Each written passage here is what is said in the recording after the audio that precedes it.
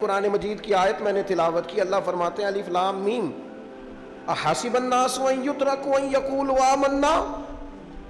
اللہ فرماتے ہیں کیا لوگوں نے یہ گمان کیا ہے کہ انہیں چھوڑ دیا جائے گا صرف یہ کہہ دینے پر کہ ہم ایمان لے آئے. انہوں نے کہا ہم ایمان لے آئے تو اب انہیں چھوڑ دیا جائے گا, بس ختم, اتنی بات پر چھوڑ دیا جائے گا. وہم لا یفتنون, اور انہیں آزمایا ہی نہیں جائے گا. فرمایا ایمان لانے کے بعد صرف ایمان پر ہی تمہیں چھوڑا نہیں جائے گا بلکہ تمہیں آزمایا جائے گا, تمہاری آزمائش ہوگی. کس طرح؟ وَلَنَبْلُوَنَّكُمْ بِشَيْءٍ مِّنَ الْخَوْفِ وَالْجُوعِ وَنَقْصٍ مِّنَ الْأَمْوَالِ وَالْأَنفُسِ وَالثَّمَرَاتِ. تمہیں کسی نہ کسی ایک چیز سے ضرور آزمائیں گے, یا خوف سے آزمائیں گے, بھوک سے آزمائیں گے, جانوں اور مالوں کی کمی سے, پھلوں کی کمی سے آزمائیں گے. اور یہ پھلوں کی کمی سے مراد, علماء تفسیر نے لکھا اس سے مراد اولاد کا انتقال کر جانا بھی ہے, وہ بھی پھل ہوتی ہے.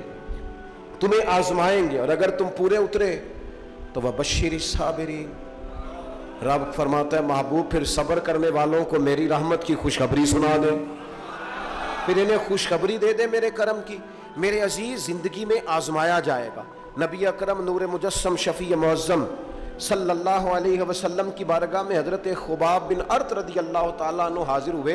حضور خانہ کعبہ کے ساتھ ٹیک لگائے بیٹھے تھے تو حضرت خباب عرض کرنے لگے یا رسول اللہ اتنی تکلیفیں آ رہی ہیں, کافر اتنا ستا رہے ہیں, ہمیں پریشان کیا جا رہا ہے, ہم سخت آزمائش میں. حضور آپ اللہ کی بارگاہ میں دعا کیوں نہیں کرتے ہمارے لیے؟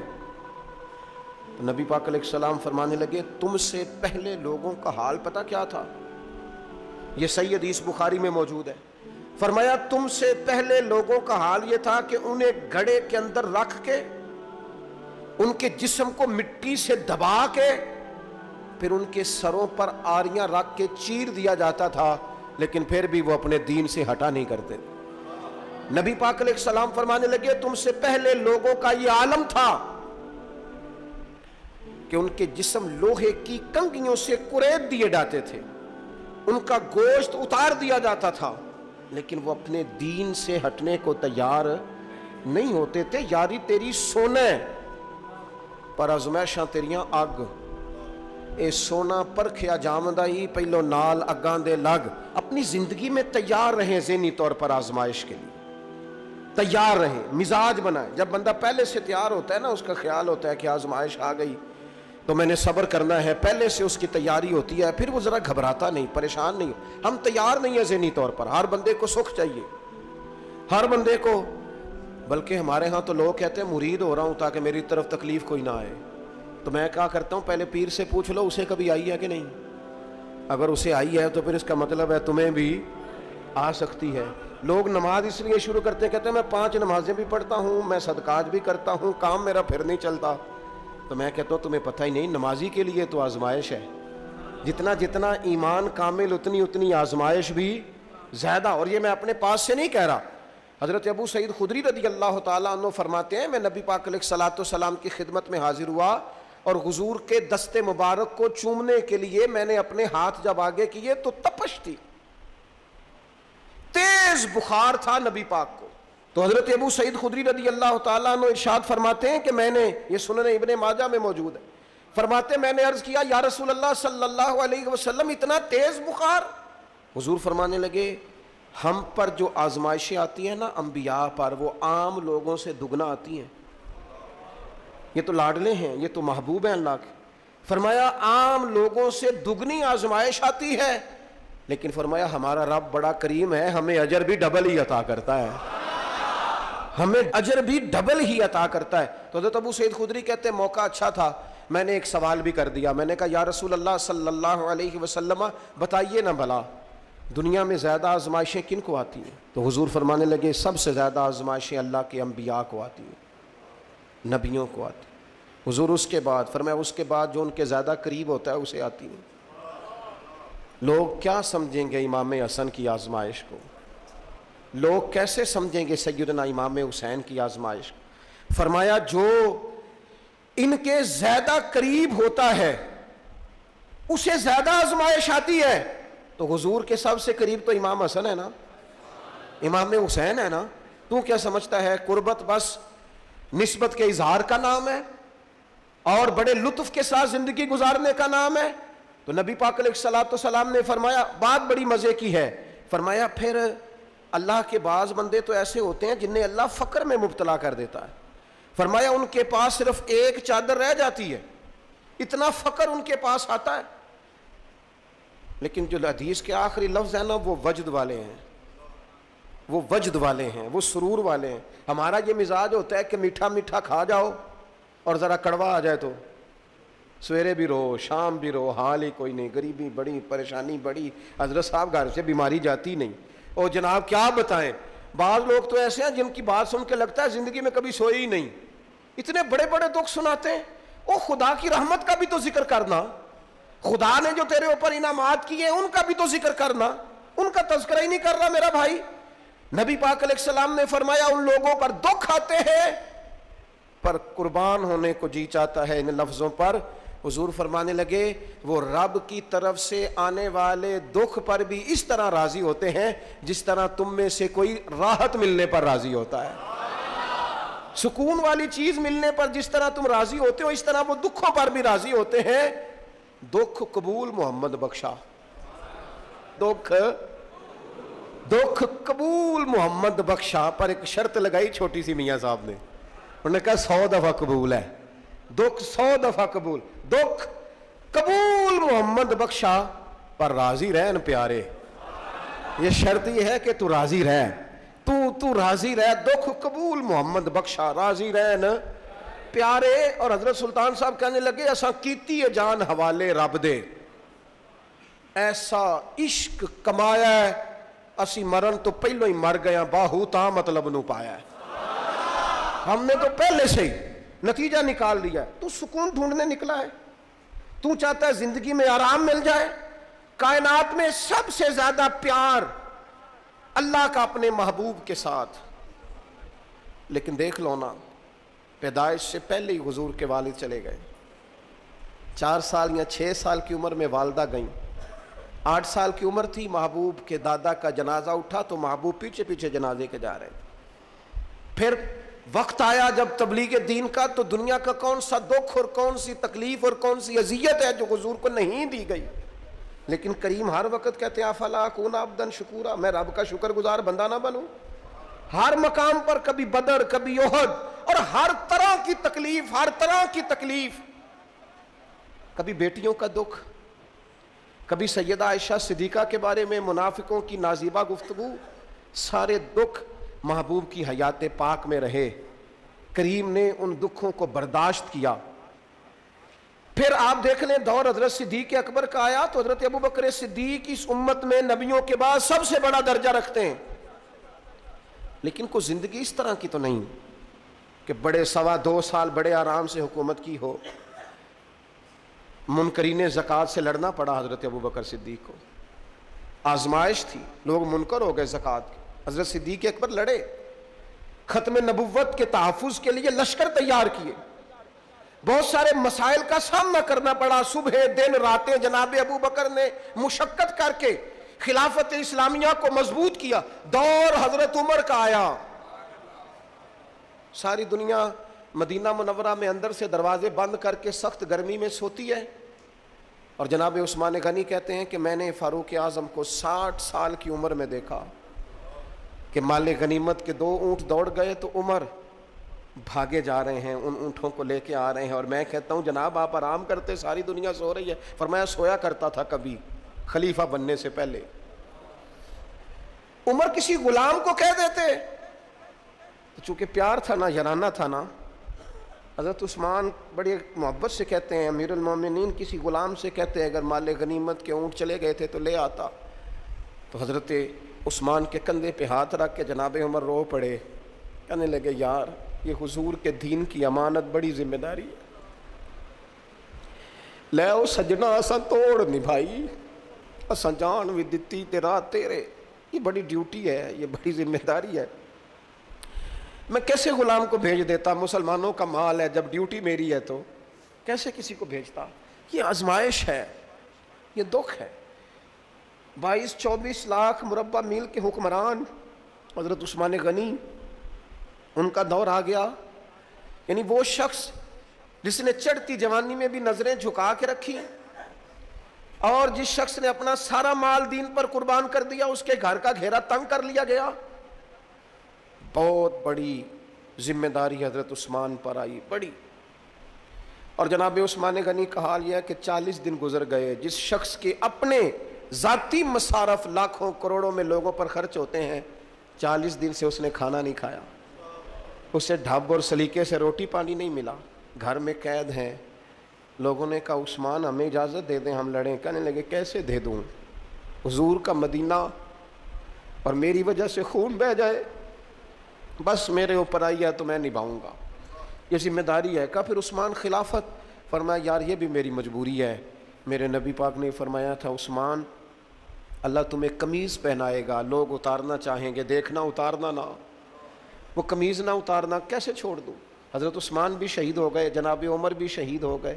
حضرت علی المرتضیٰ شیر خدا وہ کیا 9-10 سال کی عمر سے حضور کے ساتھ چلے، ہر غزوے میں، ہر میدان میں، ہر جہاد میں، ہر جگہ آگے آگے. ان لوگوں نے دین سے نفع نہیں لیے. حضرت علی المرتضیٰ شیر خدا تو کوفے کی جامع مسجد کے پاس کھڑے ہو کے کہتے تھے میری کوئی بندہ زیرہ خرید لے. امیر المومنین کہہ رہے ہیں میری طامت زیادہ پھٹ گئی ہے، اب تو پیوند لگنے کی جگہ بھی کوئی نہیں بچی، یہ زیادہ پھٹ گئی ہے، اگر مزید پیوند لگ سکتے ہوتے تو میں زیرہ نہ بیچتا، یہ میری زیرہ کوئی خرید لے، کوئی خرید لے زیرہ. حضرت مولا علی شیر خدا 63 سال کی عمر مبارک، اور جب کوفے میں آپ کو خنجر لگا، زخم لگا تو لوگ بیٹے کو بلاتے ہیں، آواز دیتے ہیں، لیکن جناب شیر خدا مولا علی مرتضیٰ مشکل کشا حل عطا حضرت علی المرتضیٰ شیر خدا زیر لب ہلکا سا مسکرائے، ادھر دیکھیے گا، اور مسکرا کے پتہ کیا فرمانے لگے، کہنے لگے فزت برب الکعبہ، لو بھائی کعبے کے رب کی قسم علی کامیاب ہو گیا ہے، کامیابی مل گئی. آج بات امام حسن کی آئی، امام حسن کو زہر دیا گیا، انتڑیاں نہ کٹ کٹ کے باہر گر رہی. اس شہزادے کی جس نے حضور کی گود میں عمر گزاری، محبوب کے کندھوں پہ رہنے والے حسن ابن علی، جناب امام حسین حاضر بارگاہ ہوئے تو ہاتھ پکڑ کے بھائی کا چوم کے رو پڑے. بھائی پیارے بھی تو بڑے ہوتے ہیں نا، بڑے پیارے ہوتے ہیں، اور ان لوگوں کا منصب بڑا انوکھا ہے، شدید تکلیف ہے. تو امام حسین کہتے ہیں میرے بھائی حسن بتائیے آپ کو زہر کس نے دیا، رو کے پوچھتے ہیں. بھائی کا ماتھا چوم کے امام حسن رو پڑے، کہنے لگے حسین میری مجبوری ہے، میں تمہیں نہیں بتاؤں گا. کہا کیوں؟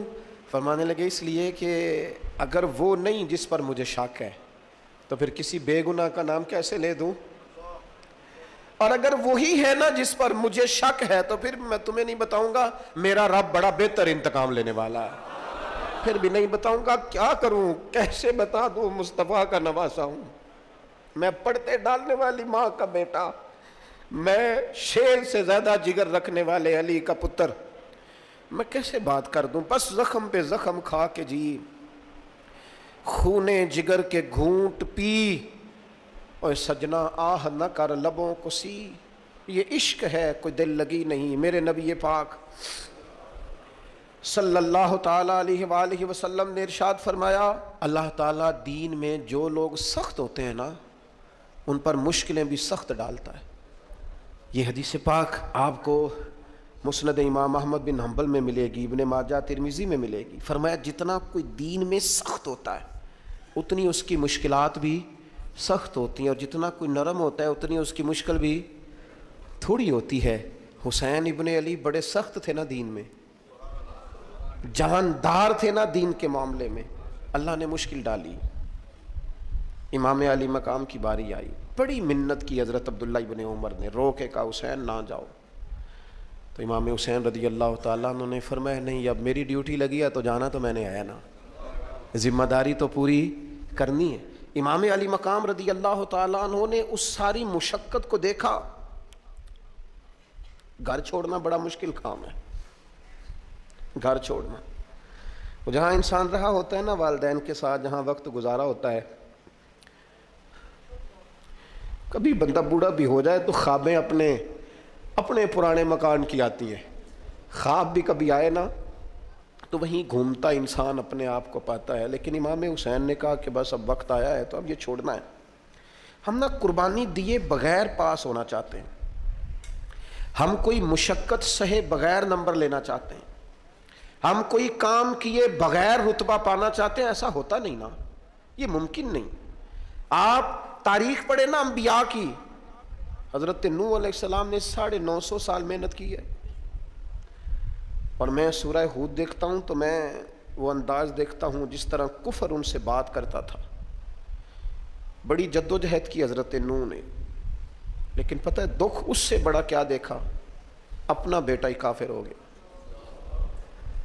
مالک امتحان ڈالتا ہے تو بڑے بڑے, اور حضرت نوح نے اپنے بیٹے کو ڈوبتے دیکھا, کہا مالک میرا بیٹا, فرمایا نہیں یہ تیرا ہے ہی نہیں, تیرے طریقے پر نہیں تو تیرا کیسے ہوگا.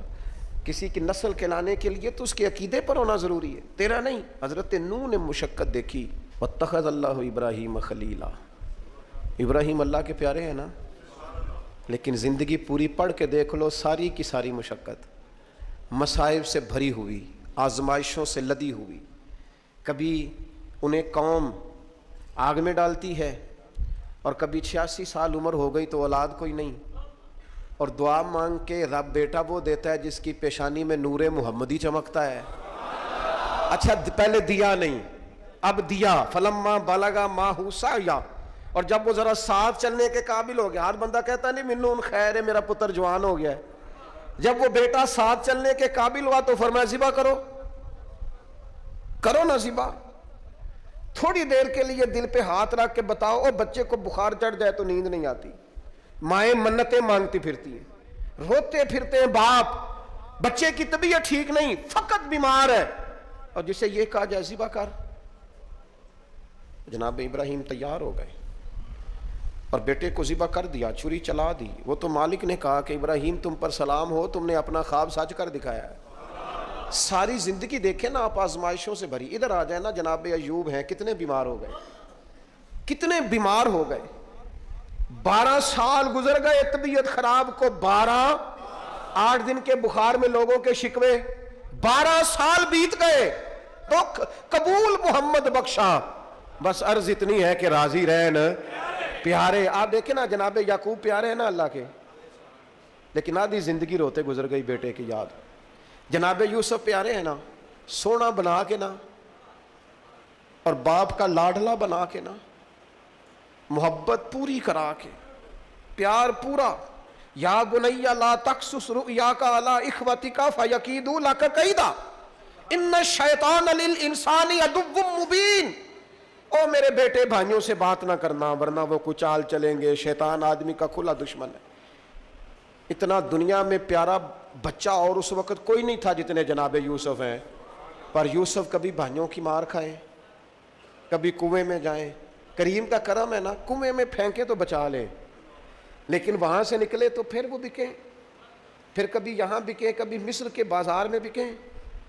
اور یار تو غور تو کر, وہی جناب یوسف اللہ کے پیغمبر پھر جیل جائے, ساری تکلیفیں سہ کے فرمایا لو یوسف اب میں تمہیں مصر کا بادشاہ بناتا ہوں. آپ جس کی بھی تاریخ ٹٹول کے لائیں گے نا وہ آزمائشوں والی والا نَبْلُوَنَّكُمْ بِشَيْءٍ مِّنَ الْخَوْفِ, ہم ضرور تمہیں آزمائیں گے. امام حسین کی باری آئی, وطن چھوڑنا ہے حسین کو. امام علی مقام نے کہا کہ ہجرت کی تھی نا, حضور نے بھی وطن چھوڑا تھا. دور کھڑے ہیں نانا تیرے کرم کے خزینے کی خیر ہو, میں جا رہا ہوں تیرے مدینے کی خیر ہو. پھر حسین ابن علی وہاں سے نکلے, بچے ساتھ, ڈٹنا پڑا, بھوک پیاس, بچوں کا ساتھ, پھر بچوں کی شہادتیں. یہ ساری چیزیں انسان کو کمزور کر دیتی ہیں نا, لیکن جس کی شان بڑی ہوتی ہے اس کی آزمائش بھی بڑی ہوتی ہے.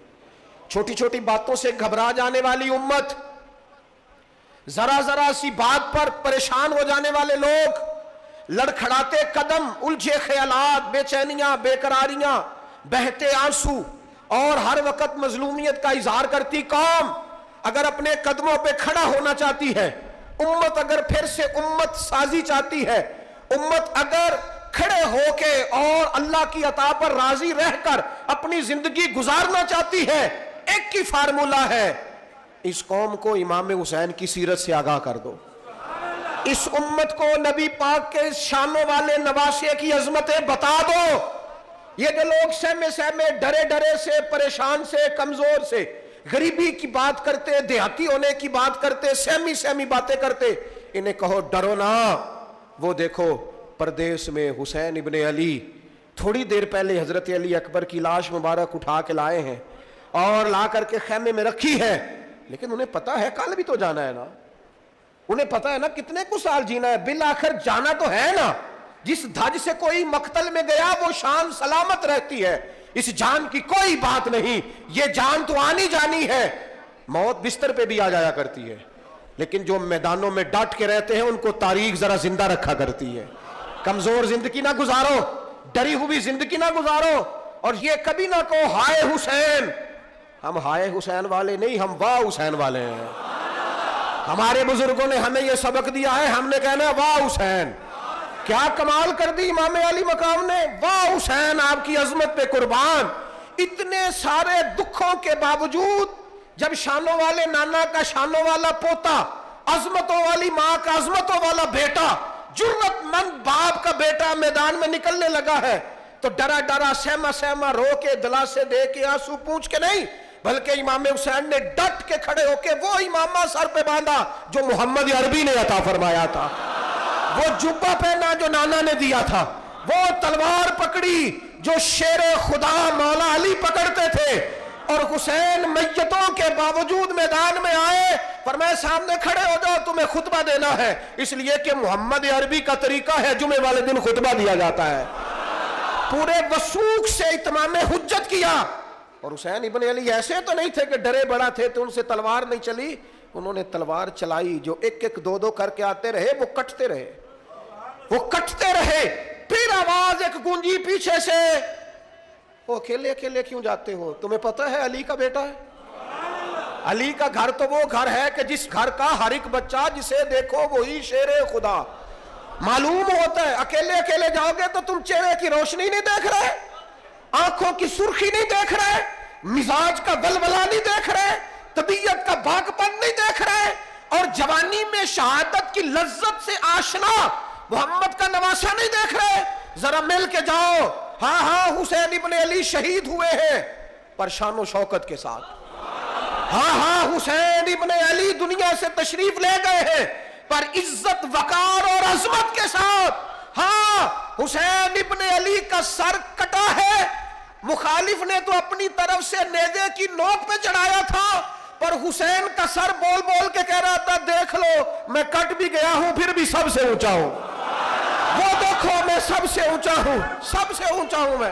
اے حسین ابن علی، نازش آل نبی تم پر سلام، اے حسین ابن علی تم پر سلام، نازش آل نبی تم پر سلام۔ کسی نے ایک بات کی تھی، اس نے حد کر دی، اس نے کہا مورخ تو کتنا کو لکھے گا، خطیب تو کتنا کو واز کرے گا، اور مصنف تو حسین ابن علی کی شان میں کہاں تک بات کرے گا، تو میرے امام کا باقپن، ان کی جرت، ان کی طاقت، ان کی ہمت، ان کا کمال، ان کا صبر، ان کی استقامت، ان کا حوصلہ، ان کی جوامردی، ان کی ہمت کتنی کو بیان کرے گا، تو رہنے دے۔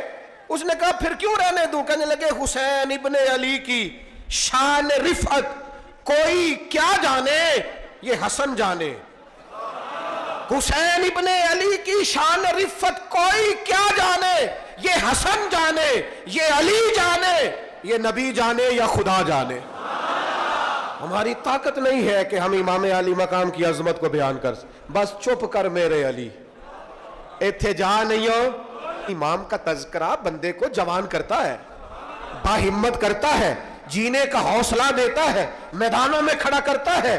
وہی ہے تیرے زمانے کا امام برحق جو تجھے حاضر و موجود سے بیزار کرے اور موت کی شکل میں دکھلا کے تجھے جلوہ یار زندگی تیرے لیے اور بھی دشوار کرے۔ اور پلٹنا، جھپٹنا، جھپٹ کر پلٹنا یہ لہو گرم رکھنے کا ہے ایک بہانہ۔ لہٰذا طاقتور بنو، باہمت بنو، کربلا کے واقعے سے طاقت حاصل کرو۔ پھر کہتا ہوں ہم ہائے حسین والے نہیں، ہم تو واہ حسین والے ہیں۔ ہمارا کہنا ہے کہ واہ حسین، اے حسین ابن علی تم پر سلام، نازش آل نبی تم پر سلام. ہم کہہ رہے ہیں واہ حسین، واہ حسین، واہ حسین، واہ حسین، یا حسین، واہ حسین، یا حسین، واہ حسین، واہ حسین، یا حسین، واہ حسین. اپنے مزاج میں طاقت پیدا کرو، اپنے بچوں کو یہ قوت ارادی، قوت فیصلہ آنے والی نسل کو منتقل کریں، یہ ہمت، جذبہ.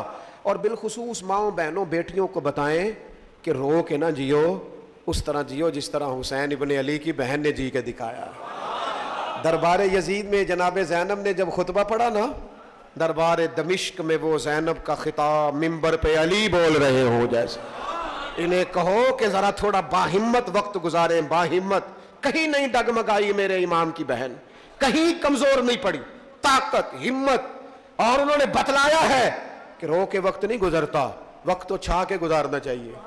مشکلات کے سامنے میرے حضرت صاحب کا ایک شعر ہے، فرمایا کرتے تھے تجھے کیا ڈر ہو اے اختر، تیرے یاور ہیں وہ یاور، مشکلوں کو جو تیری خود گرفتار بلا کر دے. وہ تو مشکل کو مشکل میں ڈال دیں گے جن کو ہم نے مانا ہوا ہے، مشکل کو مشکل میں ڈال دیا جاتا ہے.